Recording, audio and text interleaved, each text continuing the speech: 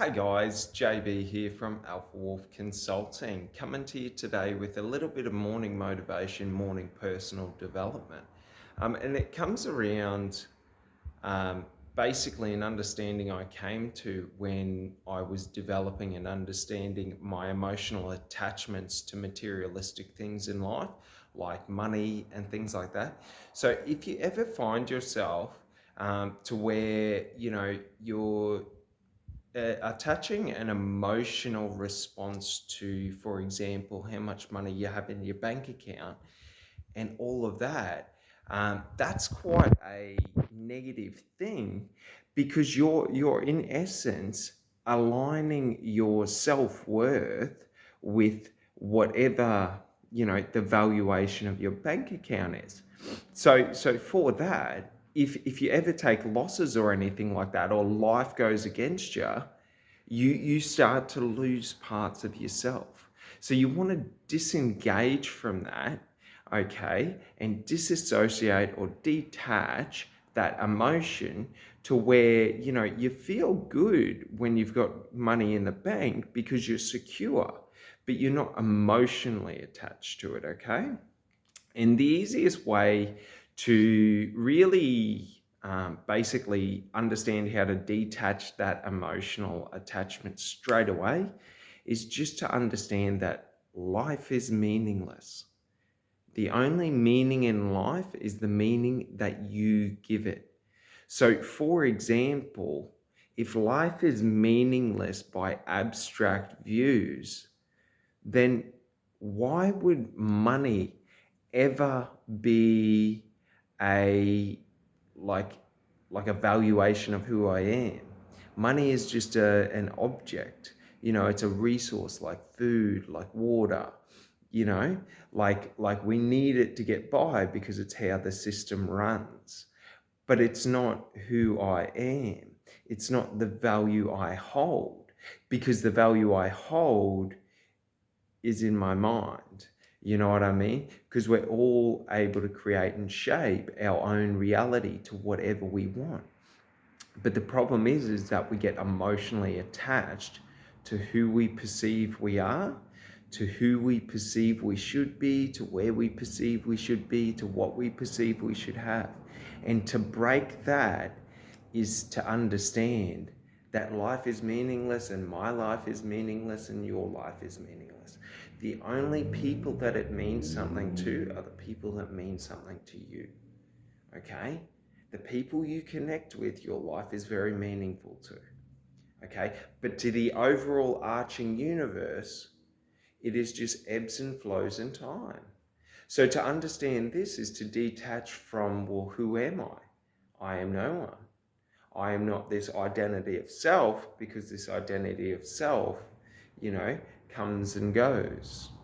I create who I want to be. You know what I mean? It's not fixed. It's not set in stone that this is who I am. You know what I mean? Like, you know, so really understanding that the freedom from understanding that to detach from this identity of self, because the identity of self is a tool that we use to interact with people, to understand, to comprehend. You know what I mean? To basically know who we want to be. And it's based around our identity of self is our belief on what is possible, and who are we and what are we meant to do. So it all comes from internal.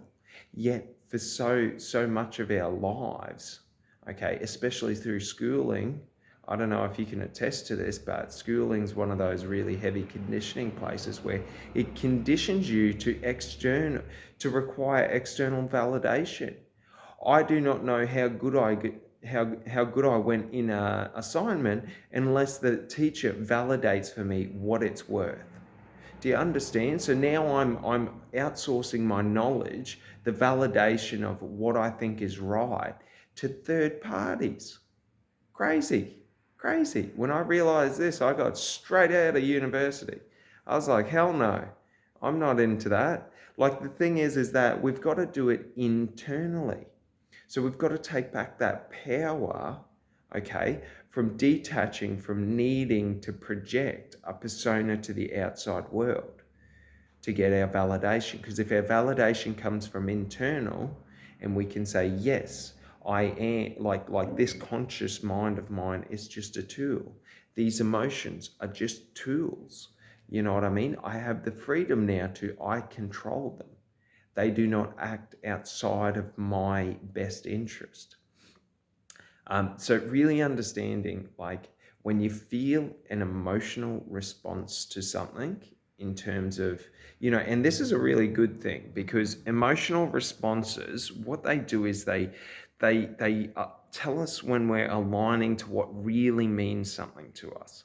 So, like, for example, but there's positive emotional responses and there's negative emotional responses. So, like, for example, if I have the emotional response of fear because I'm in lack, that's not I don't want to promote that. I want to try and shift to where, when I feel that fear of being in lack, what I do is I focus on opportunity, abundance. What can I do about it? And that optimism, or that inspiration, or that hope, or that gratitude for what I have. It may not be financial, but it can be knowledge based. It doesn't always have to be financial. Like think of resources. So you could be grateful for human capital in your business or your company, or your friends around you, the knowledge that's being brought in by external sources. Like, there's so much apart from just financial or, success measures. So really understanding this, okay, allows us to go from identifying when we have negative emotional attachment to now shifting it to a positive emotional attachment. Because when we're feeling grateful, when we're feeling hopeful, when we're feeling inspired, we're never going to manipulate people, we're never going to use people, and we're never going to work against their best interest. So this gets us a lot further in life, but it also helps us when we're interacting with other people, and it helps us in dealing with things. All right, well, thanks so much and have a great day. Bye.